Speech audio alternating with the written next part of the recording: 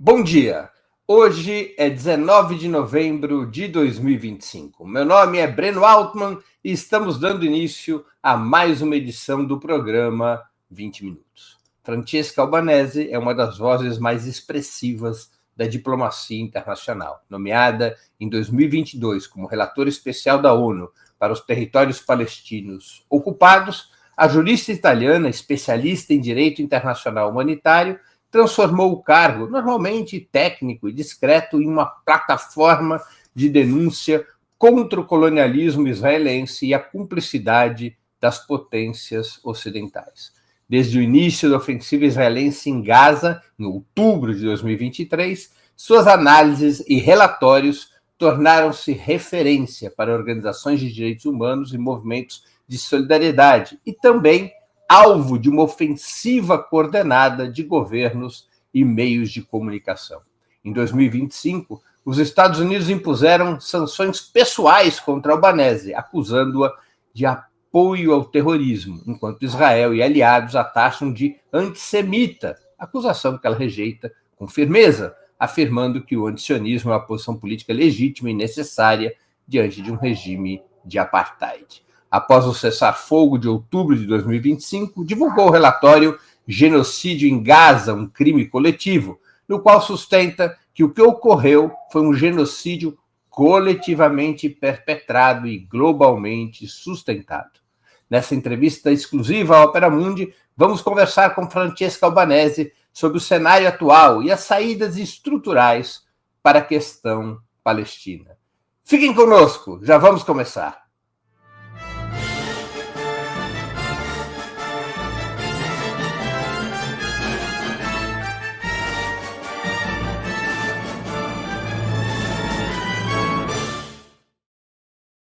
Good morning, Ms. Albanese. Thank you very much for accepting our invitation. It's an honor to have you on 20 Minute Show. Thank you so much. It's an honor to be here.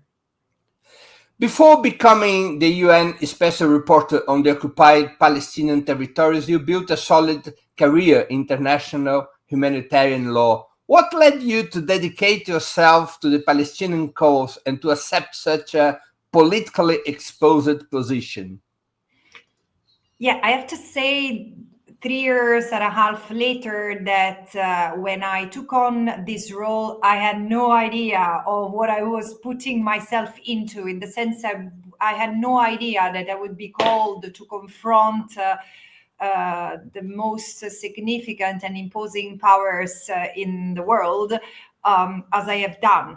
What I knew is that I would be called to keep my head and back straight in the face of enormous pressure, because although I'm the first woman on this post, this mandate has existed since 1993, and all the special rapporteurs that have taken on this position, including, and particularly in the last 20 years, Professor Richard Falk or Michael Link before me, they've been accused of supporting terrorism, of anti-Semitism, despite the fact that Richard Falk is Jewish himself.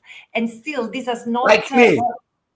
Like you, yeah, but there are so many Jewish people who are against what Israel has been doing to the Palestinians in the name of their Judaism, as Richard, for example, says, and so I was prepared to this, but I was not prepared to witness a genocide unfolding, to understand what has inevitably led to the genocide, what I've discovered last year, what I understood last year, what prevents to stop this genocide, the ideological and economic financial interests connected to this, which is what, in fact, the unveiling of which is what has caused the sanction that the United States have imposed against me. So I'm an ordinary person who wants justice, not just for herself, or for her children, but for everyone sharing this wonderful place with us.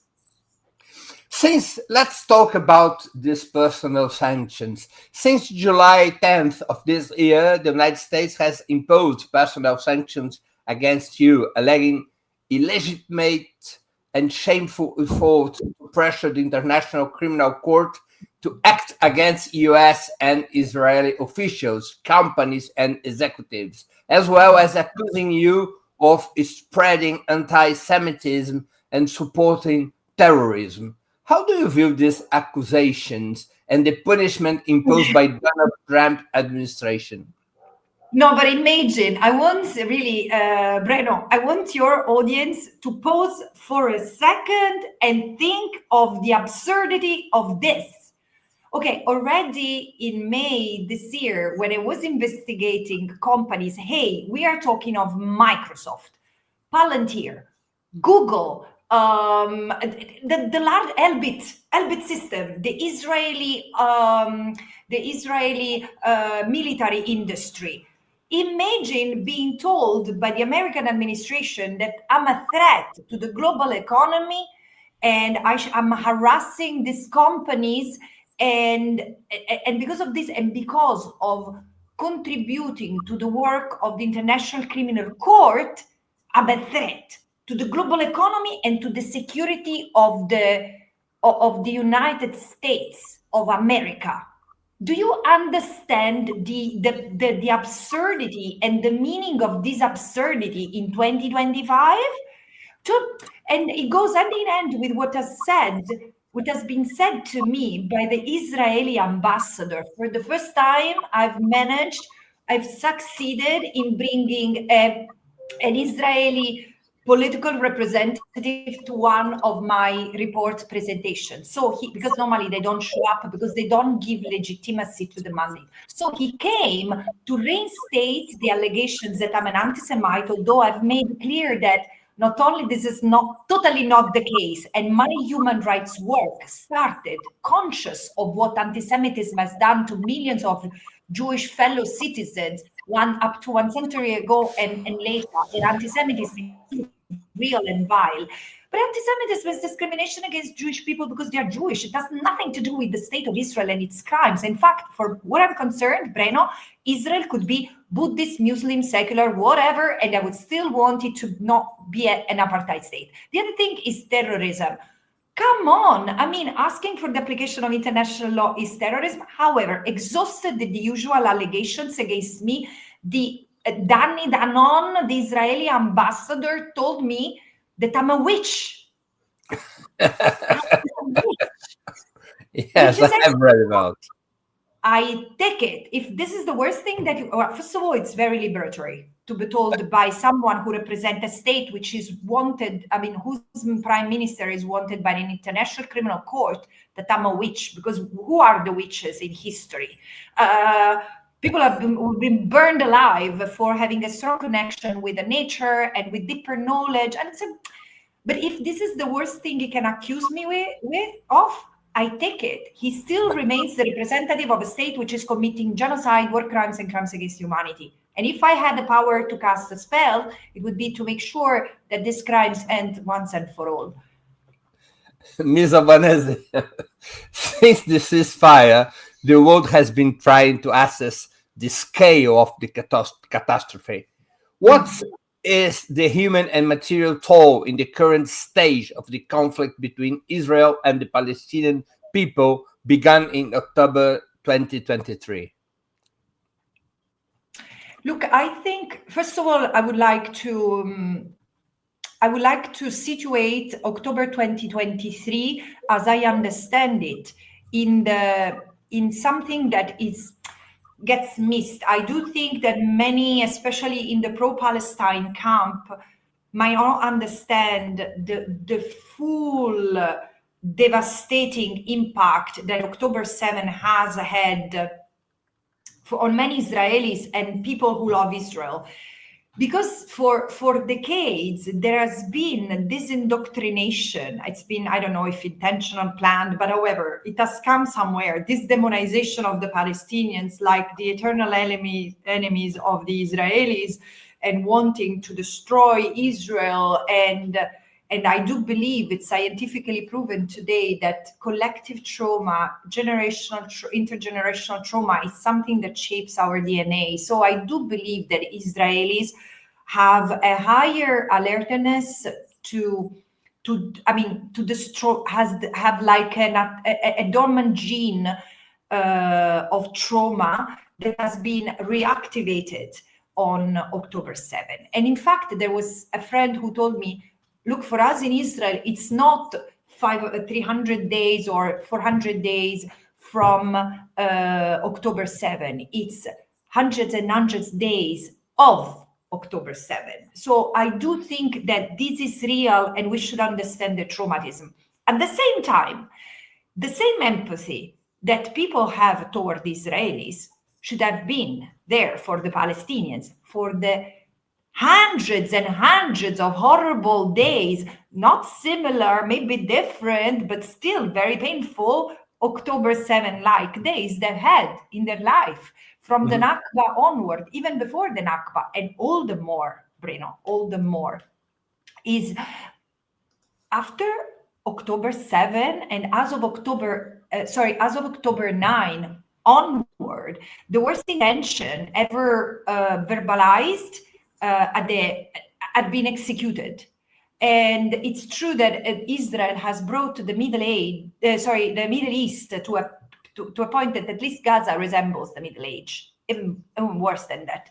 And yes, so there is this traumatism, but there is also the traumatism that the genocide is spreading among the Palestinians in Gaza, the Palestinians who have been abducted, the Palestinians who have been tortured, the Palestinians who have been raped, and those who have been forced to watch acts of rape, the orchards, those who continue to see their orchard burns, their fathers and mothers killed and abused by settlers or soldiers in the West Bank. The violence that Israel is unleashing against the Palestinians as a people, as such, which is a contextual determinant of the genocide, is abominable. And the other last aspect of it is that the world doesn't stop it. So the levels of horror are various, as you can see. What's your assessment of the ceasefire agreement led by US President Donald Trump? Who wins and who loses? I don't think there are winners and losers in a situation of conflict or in a situation of genocide. I do see that many Israelis, an increasing number of Israelis, former soldiers, is coming forward and denouncing what they've done or what I've seen others doing in prisons to Palestinian inmates in Gaza. And now, 2 years and a half after I sounded the alarm and I produced the first report on genocide in the UN, Anatomy of a Genocide, all what I've said from October 2023 onward is being proven by the very words of the soldiers. But these are testimonies that I collected already 2 years ago. So why has it taken so long? The thing is, though, the ceasefire, is it really a ceasefire? Yani, like Arab people would say, yes and no. So I recognize to President Trump the merit of having exerted some restraints on the Israelis, but eventually I do believe what I see. It's the ties between the US and Israel do not afford the Palestinians any forms of freedom in the future. So yes, there has been a ceasefire, but the fire has not ceased in the sense that 250 Palestinians have been killed since the beginning of the ceasefire in Gaza alone. Israel continues to occupy more than 50% of the Gaza Strip and doesn't intend to leave.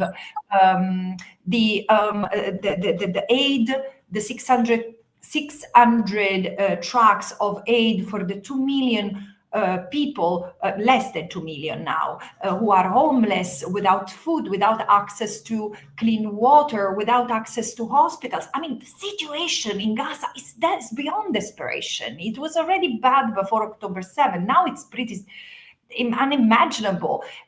So there is so much that is not only not resolved by this ceasefire, but worsened when they think, for example, of creating a trusteeship, where you would have the Americans and Tony Blair of all like the vice king.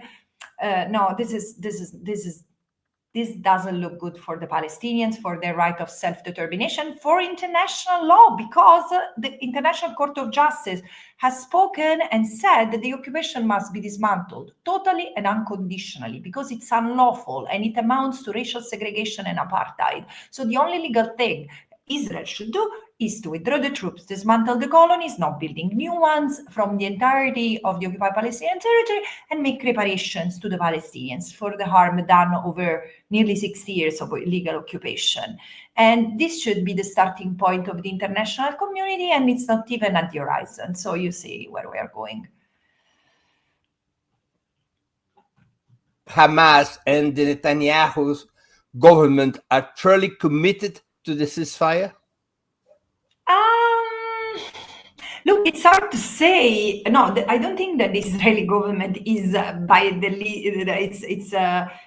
remotely committed to the ceasefire, but they say that they're against Palestinian self-determination, they're against the idea of a statehood. So it's pretty clear what it seems to me that this Israeli government wants, and with a settler component of the government, it's clear that it cannot go anywhere else in order to survive, is to continue to annex the land, to oppress the Palestinian people, to persuade them, the Palestinians, to leave one way or another. And I've made the argument that I strongly believe that this ceasefire might achieve what the genocide has not achieved: the forced displacement of other Palestinians from the land, not giving them the means to rebuild, for example, why cement is not allowed to come in. I'm really scared. As for Hamas, I don't know, because it's also difficult to see what Hamas. I don't think that Hamas should decide, or the Palestinian Authority should decide for the future of Palestine. The Palestinians should be called to vote their representatives. Of course, there should be a transition period. They need to get out of the emergency, but it shouldn't be. Again, Hamas is not the equivalent, and is not what stands before the Israeli government. If the Palestinians have no government, this is the reality. The Palestinians are an occupied people with a lot of chaos among themselves, and they are surviving a genocide and continuous ethnic cleansing as we speak. So I don't think that there is a legitimate representative of the Palestinian people so far. What is the current situation in the West Bank, where settler violence and demolitions continue to rise? Has the war shifted from Gaza to that region? Already in October 2024,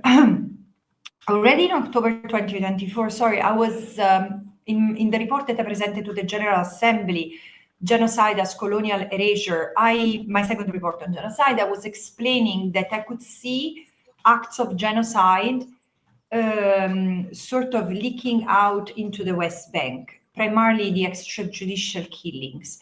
There has been a shoot-to-kill policy for many years. It was denounced years ago as a practice in use among Israeli soldiers toward the Palestinians by the Israeli organization B'Tselem, and definitely this has intensified.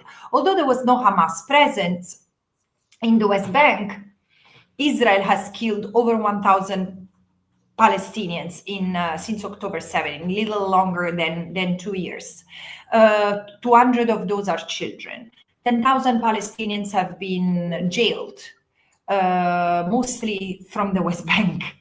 And also the destruction of the creation of conditions of life calculated to destroy. And this is less documented than in Gaza, but hospitals have been attacked. The Jenin refugee camps and other refugee camps. The Jenin refugee camps has been completely destroyed. From the northern West Bank, 40,000 people have been made homeless. And 40,000 over a few days. So it's been very, very difficult. It's been very difficult since October 7th for the Palestinians. Plus, there are more curfews. It's impossible to move around the West Bank. There are over 600 kilometers of roads that are either permanently closed or inaccessible to the Palestinians. So for them, having a normal life, going to school, going to work, opening a business or continuing a business is impossible. Traveling is very, very hard. And then the southern West Bank, while the north has been attacked by the soldiers, the south, which is more rural, and the Jordan Valley have been attacked by the settlers.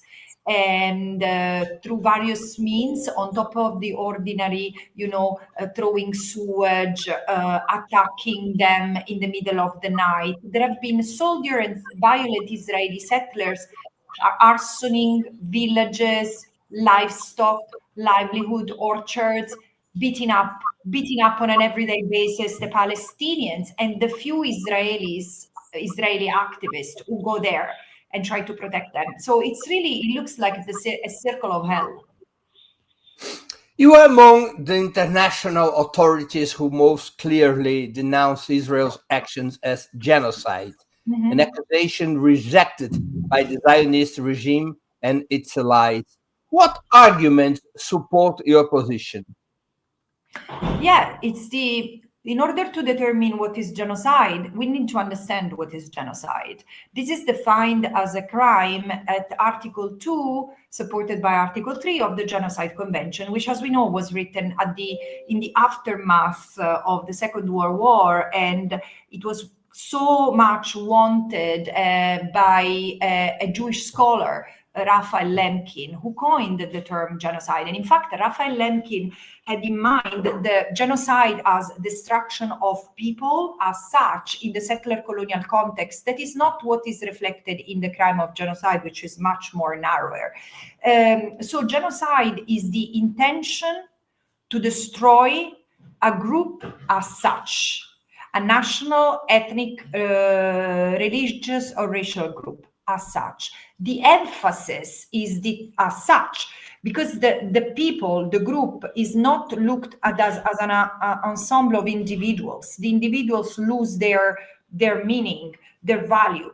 As long as they are part of the group, they're a target. And the acts of genocide that are identified by the conventions are acts of killings, members of the group as such, so killing Palestinians as Palestinians, or inflicting severe bodily or mental harm to Palestinians as such, creating conditions of life calculated to lead to the destruction of the people as such, or preventing birth or transferring children. Now, I've identified and documented 3 of these acts. The first 3. The Commission of Inquiry has also documented a 4th, the prevention of birth.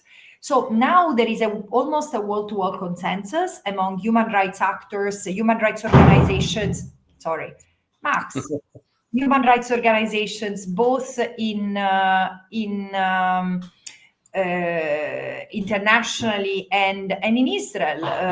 Israeli human rights organizations like B'Tselem and Physicians for Human Rights have written a daunting report called in Hebrew, Our Genocide. So I think it resonates in Hebrew. It resonates much louder and digs much deeper than its English translation says. But again, it's the intention to destroy a group as such, and destruction is intended in the jurisprudence as physical or biological. So there is not the cultural element, although the destruction of the culture, sites of identity, symbols of identity can also be considered a circumstantial element in the jurisprudence, is considered as a circumstantial element in the jurisprudence.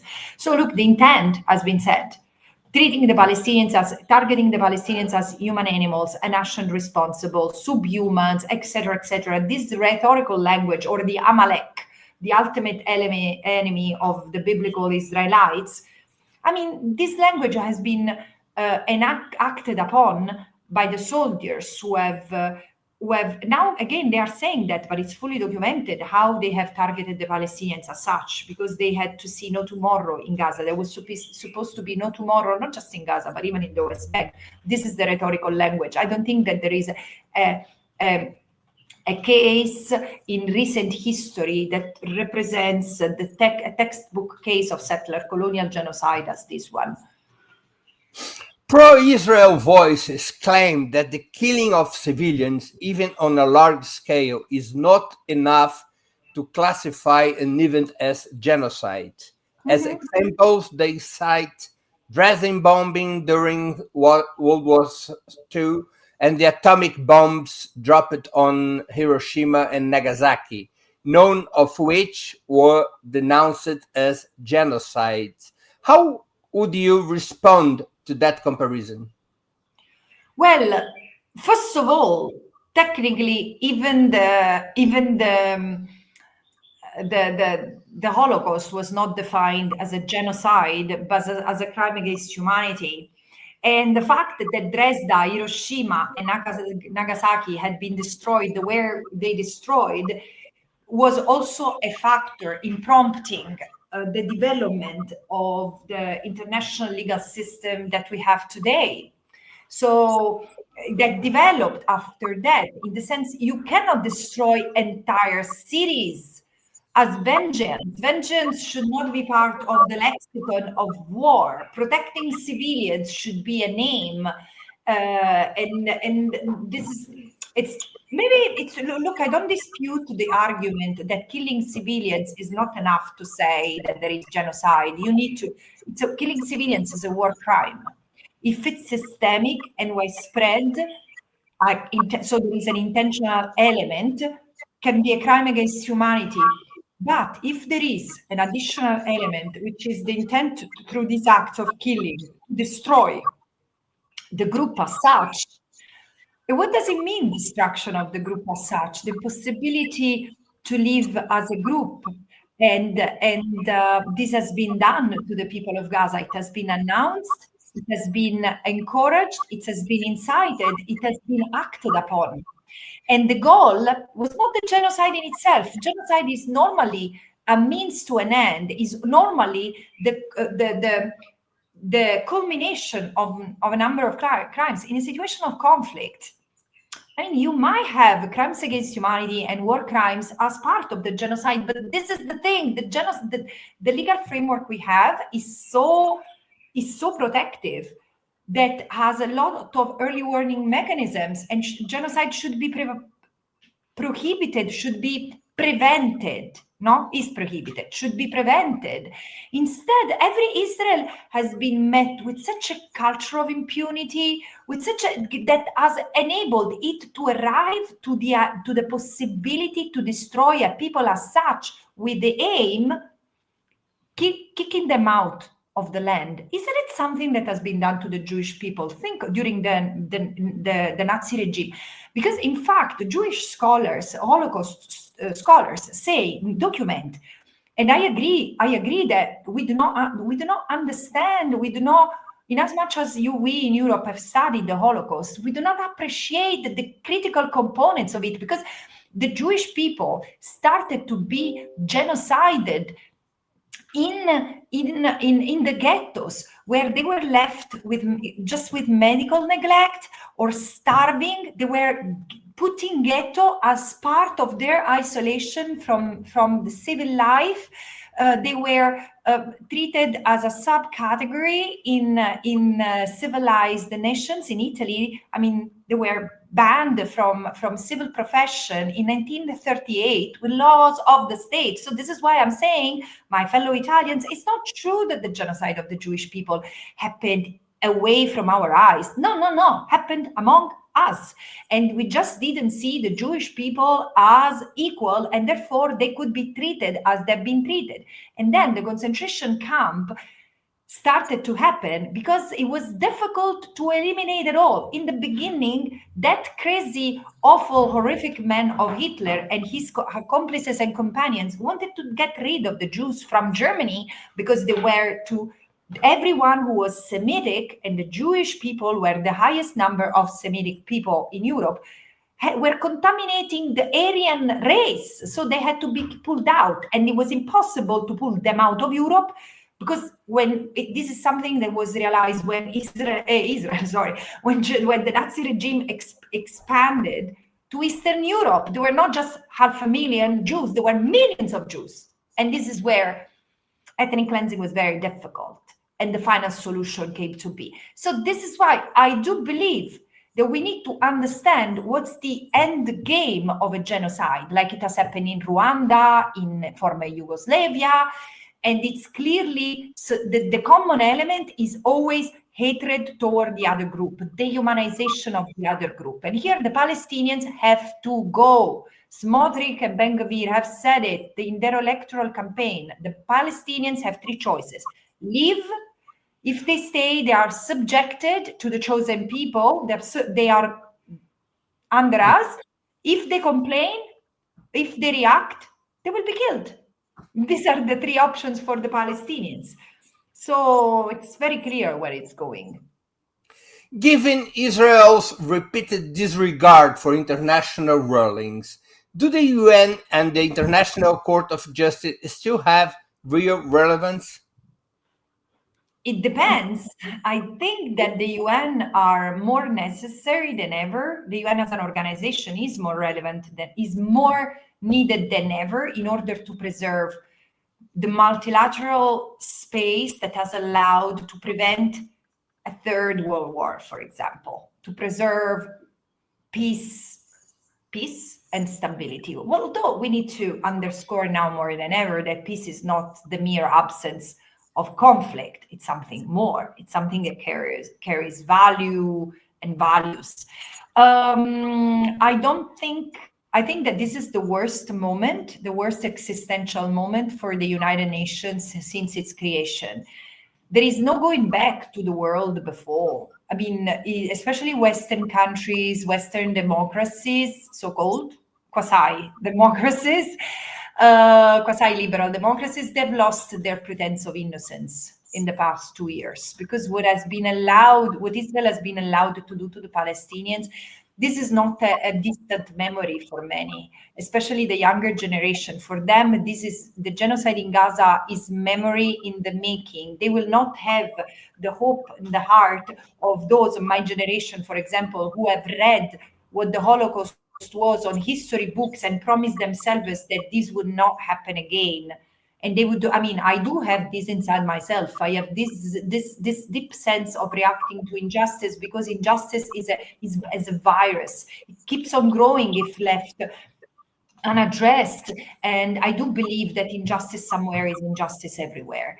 And now there are these two tensions. There is, on the one hand, the world order in the hands of governments, that it's very clear that the US is exerting, it has heightened, and it has entered a new phase of its imperialism, its control, its dominance over the world, not just Latin America, but the Middle East. There has been a plan to control the Middle East for a long time, and now it's clear that through Israel, this is really happening.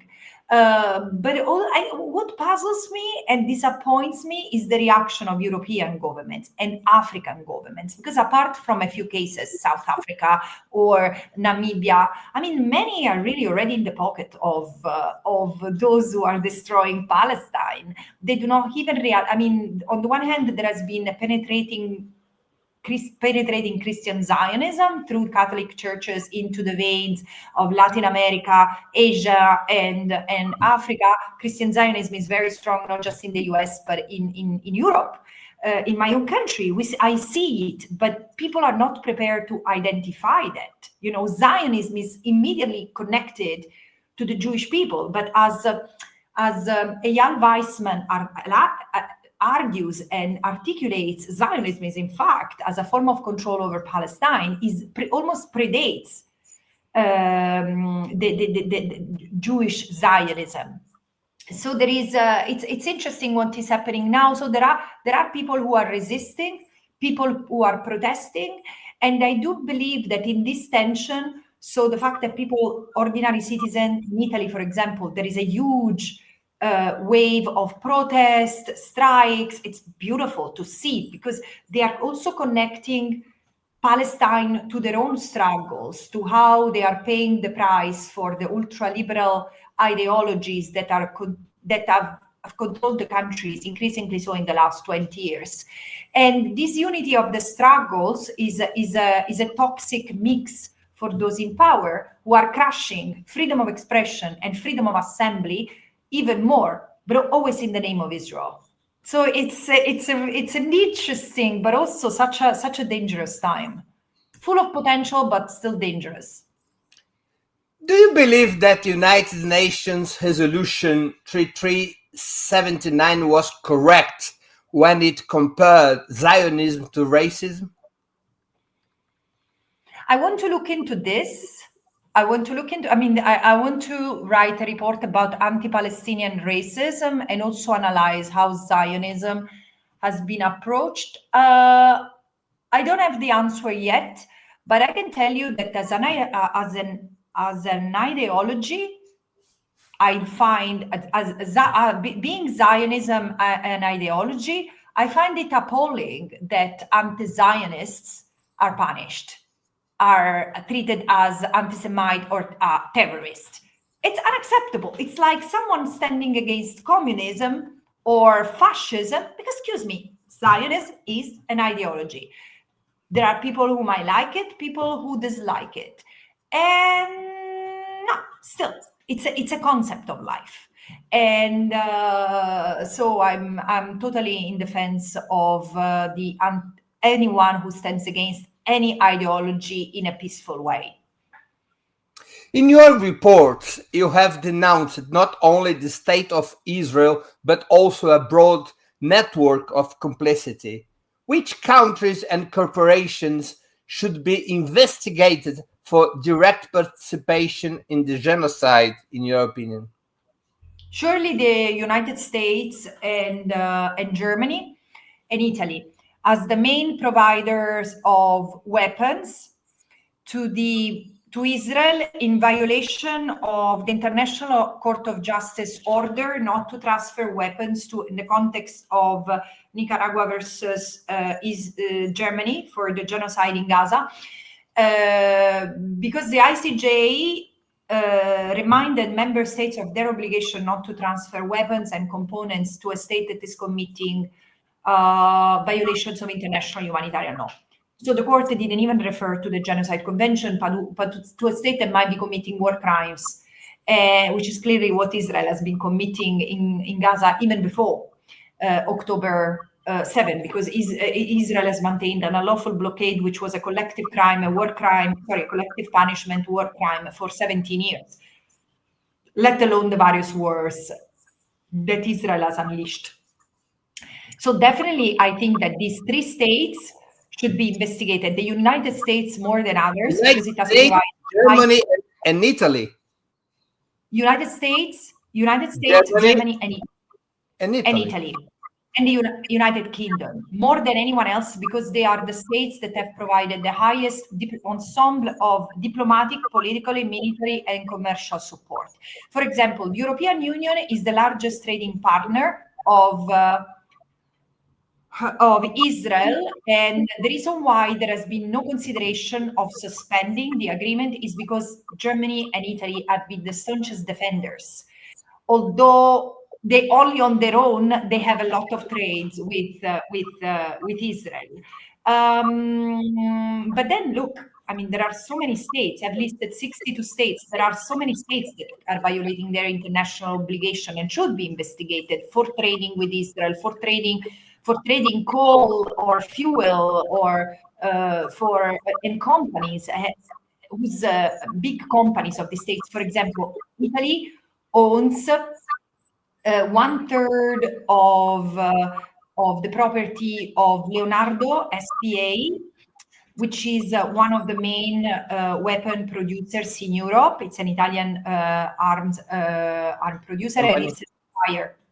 It's a supplier of weapons to Israel and intelligence and technical assistance, but also Eni, Eni, the petrol industry, which has been implicated in the exploration of fossil fuel and the transfer, allegedly the transfer of crude oil to Israel. So Israel is critically embedded in the system, in the economic financial system that envelops all of us. This is why I'm saying everyone has a little power to exert. States must cut ties, companies must divest, citizens must stop buying products and using services associated with the apartheid Israel as a starting point. Does it mean the end of Israel? Absolutely not. I don't call for the erasure of Israel. I just call for Israel to stop being an apartheid state. Israel will be liberated when it won't be an apartheid state anymore. And the problem is not with me asking for people like me asking for the application of international law. It's for those who cannot envisage Israel surviving into this world other than a state that commits crimes as it breathes. I have greater trust in the Israelis than average Israeli supporters. In your investigations, have you found evidence or indications involving Brazilian companies in the supply of weapons, goods, or raw materials used against the Palestinian people? Oh, yeah. I did investigate Brazil Petroleum. Petrobras. Petrobras, sorry. I investigated Petrobras, which does transfer, which is one of the businesses that has allowed powering the killing machine of Israel during the genocide, and it continues. And it's interesting that Brazil, South Africa, and Colombia, and the three states that have been the most vocal against the genocide are the ones transferring these natural resources that power Israel's economy and in fact power Israel's military power. It's interesting because this is where you see the dilemma of the current world. I don't think that, for example, that these countries are hypocritical because they say one thing and then they do another thing. It's really the nature of our modern states, where there are economic powers that do what they want. I mean, in Colombia, the president had ordered the cessation of transfer of coal to Israel, and it continued because the local company Drummond was transferring the fossil fuel no matter what. And then he passed a decree. But again, companies are so powerful that can bypass state laws and state authorities by connecting to local mafias or by exerting powers through their lobbies in countries. This is the dilemma I came to realize, Breno, through this report on the economy of occupation that has turned into an economy of genocide, that in fact states are somewhat a fiction in that masquerades the power that multinationals and multinational interests, particularly connected to natural resources exploitation, the control of weapons, the control of large finances and capitals, and the control of algorithms. All this is the power that spreads, and the headquarters of it is in the United States, with some proxies in Europe, and many smaller proxies and vassals around the world. But why? This is why states count till a certain point. Like us, ordinary citizens who do not control these four things, our decision-making power is valid till a certain point, unless we unite and activate our power, our critical mass against this system that puts profit before human life on a systemic and widespread basis. What's your opinion about the BDS boycott, the investment and sanctions movement?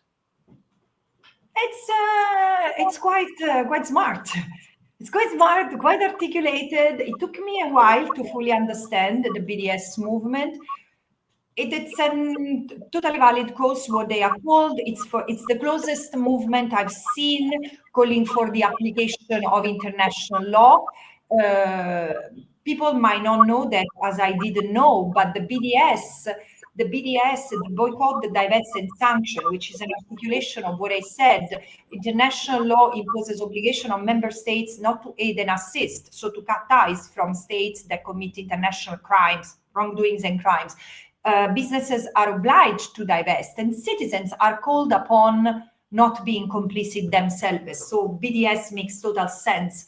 And this movement started after the International Court of Justice decision on the construction of the wall in occupied West Bank, which was completely ignored by member states. And this is when the BDS picked up, also building on the experience of global solidarity helping to dismantle apartheid South Africa. And the genocide has given impetus to the BDS movement because it has conscientized the people on what Palestine is. There is no going back. I mean, Israel has lost its PR war, although continues to invest billions of dollars probably to make sure that the truth tellers are shut up. But from students, scholars, journalists, and of course there is a lot of cowardice in the world. But the BDS has given somewhat, it has given teeth to those who don't want to be complicit with Israel's crimes and the crimes of Israel's accomplices. And and so I think it's good. It's a good idea, and it's a philosophy. It's a Palestine-led movement, so it's very good. Could it work? It's working. It's okay. working. What is your opinion on the behavior, on the approaching of the media about the Palestinian genocide? As in other genocides, there are media outlets who have enabled the genocide by this, and this is clear in the betrayal of the essential function of journalism. Journalism is to bring the facts to the people. They are the bridge between the people and what happens outside. So they should reproduce the facts as they are. Even better if they go deeper and broader, and they enlighten also beyond the chronicling what are the root causes. I do believe that there has been at least a triple betrayal. The facts have not always been represented for what they were. For example, what was happening in Gaza was not represented. Second, in many occasions, facts that had never taken place were amplified, like the beheading of 40 babies on October 7. Look, the crimes that Palestinians committed against Israeli civilians on October 7 were appalling. They didn't need to be further accentuated with lies. Why? I think that this is also a betrayal of the victims and the survivors. It seems that what they have suffered was not enough to trigger compassion or to trigger reaction. So, but also over time, they have used the dehumanizing language, always referring to the Israeli government narrative. I wouldn't say the Israeli narratives, because over time there have been Israeli voices, like I was saying, Eyal Weizman, or Professor Omar Bartov, Professor Amos Goldberg, and others, or B'Tselem, and human rights, Physician for Human Rights. There have been so many Israelis, or also these few, but still not to be invisibilized, Israelis who spend their life in the West Bank trying to be a protective presence between their fellow nationals, Israeli soldiers and settlers, and the Palestinians. Do you see them in the Israeli media? Occasionally. While what has been replicated over and over, yes, but Israel, you say that it's genocide, yes, but the Israeli government says that it's not. Who cares? Have you ever seen a criminal admitting to be a criminal before trial? No, And what, it's so stupid to say, oh, but Israel is not in agreement with you. Well, Israel should stop committing acts that look very much like genocide and have brought it to be in front of an international court, which in fact recognized the plausibility of the acts within 15 days. So again, it's been so pathetic what the media has done. Western media, state-owned media. It's tragic. How do you assess the actions of the so-called Global South countries in condemning and acting against Palestinian genocide? We have entered a new phase, I think. The Global South is as divided as ever. We are not in the post-decolonization era. We are in the post-Cold War era, which is yesterday I was reading, I can't remember the source, but it was saying at the end of the Cold War, it's not democracy which won, it was just capitalism. While the capital, I'm not against capitalism per se, I'm against unfettered capitalism. When it goes above the rules, above human rights treaties, this is not good. And so this is the Africa and many African countries are no longer in that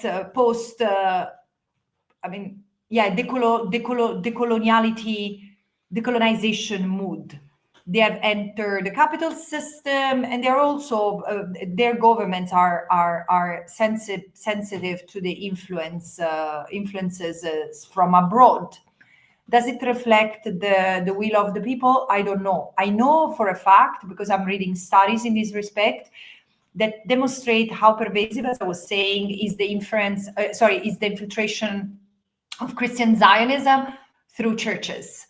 In African countries, but also in Latin America. I've seen myself the Israeli flags in churches, in remote villages. So I don't think that there is a united global South, but also powerful states. Yes, you have South Africa or Brazil in the global majority, very strong against Israel's crimes.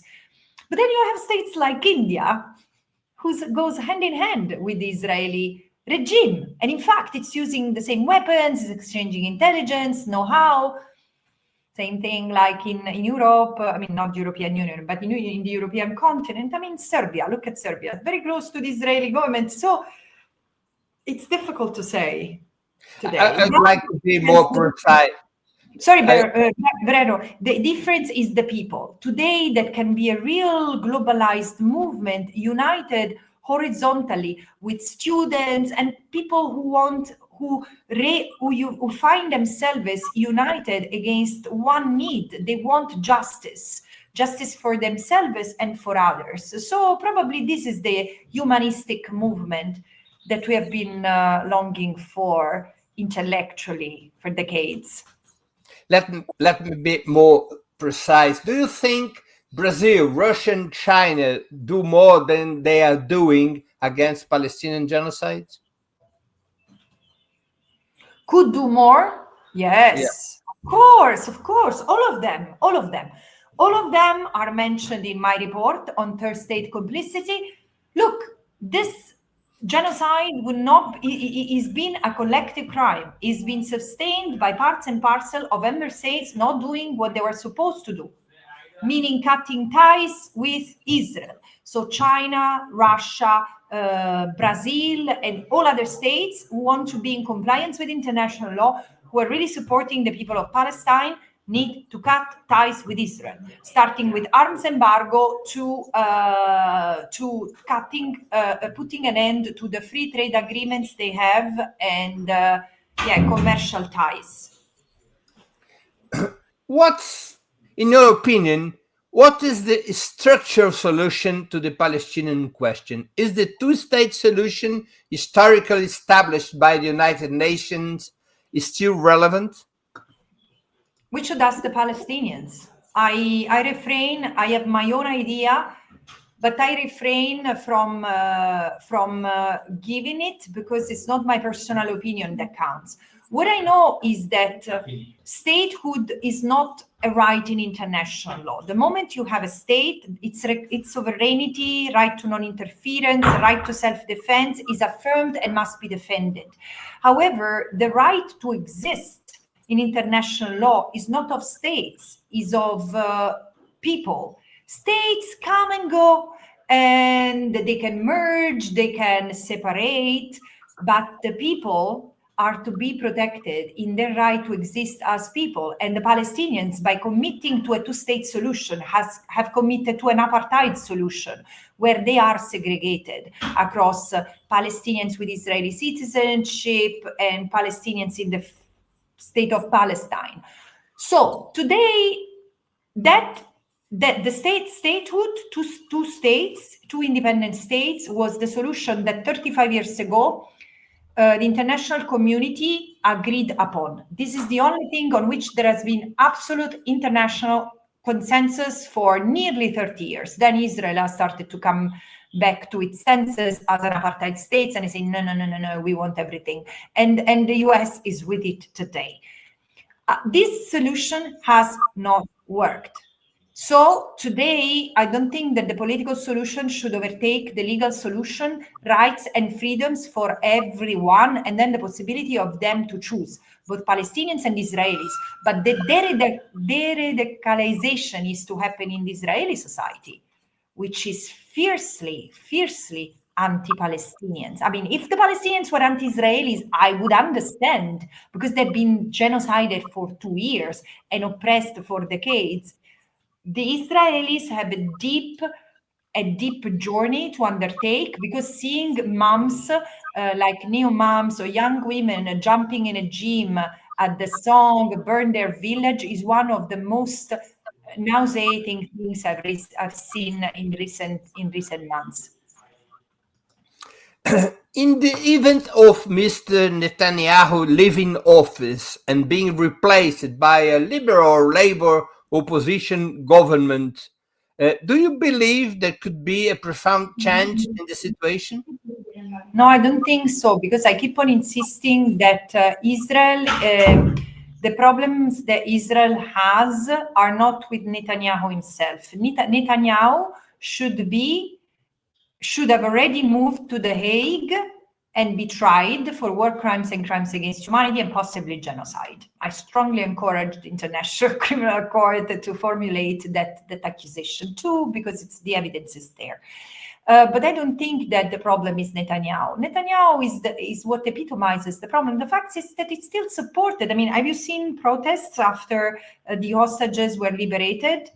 I'm so happy that the hostages have been able to go, the Israeli hostages have been able to go back to their home. I cannot say the same of the Palestinians, because the Palestinian hostages, those who have not been returned in pieces, don't have a home anymore, don't have families anymore, most of them. I mean, it's brutal.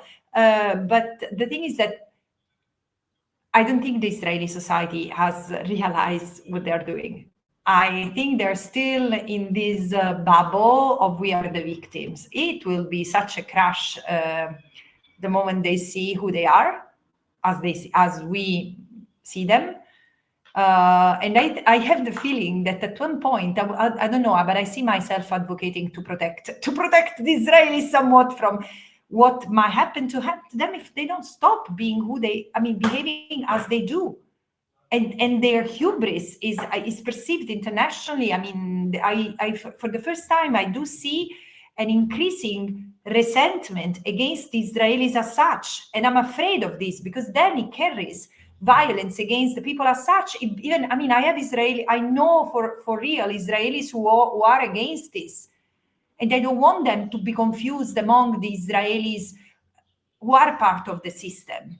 So I truly hope that we in the international community will have the capacity, the maturity to stand by these people, the Palestinians and the Israelis, in a way that is conducive to a future of peace. But it starts with the profound reckoning of who they are today, the survivors of a genocide, and the people who has turned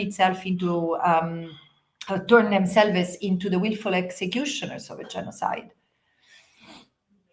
Question Do you believe that at some point your denunciations against the Zionist regime and the genocide will be transformed into actual trials and punishment for Israeli leaders?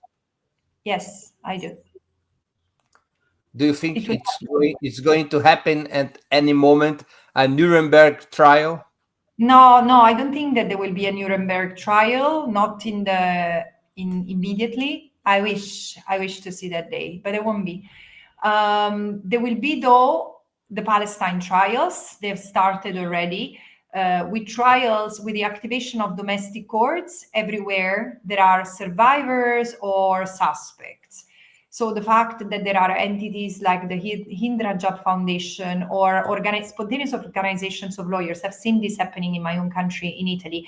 A group of 9 lawyers got together this year in February. They asked my opinion about something, and then they became a network. Now it's called the Jurists and Advocates for Palestine, and they are primarily barristers, solicitors with some former magistrates, setting up cases against accomplices with the genocide, possible genocidaire, government officials, CEOs of companies. So it's starting, and the same thing it's happening in other parts of Europe, and I hope the same will happen in Latin America, where there is a significant, I mean, I have so much hope for Latin America, because there is a lot of capacity intellectually, professionally. For example, Chilean lawyers have been the first to bring cases to the ICC for crimes committed against the Palestinians. So they've been extremely useful also in providing food for thoughts to others. And I hope that domestic courts, including in Brazil, will become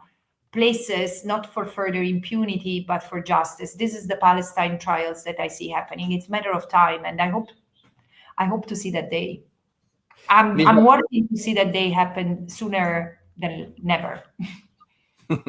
Ms. Albanese, I would like to thank you deeply for your time and for this essential conversation. Thank you very much for accepting our invitation. Obrigado. Do you speak Portuguese? No. Have you ever been to Brazil? Percebo português. Yes. I went to Porto Alegre in 2003. During the Social World Forum. The World Social Forum. This is where I was blessed with this enlightenment. There was Eduardo Galeano speaking at the Gigantinho.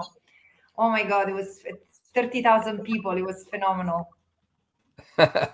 Thank you again, Ms. Albanese. Thank you. And good luck. Thank you and good luck.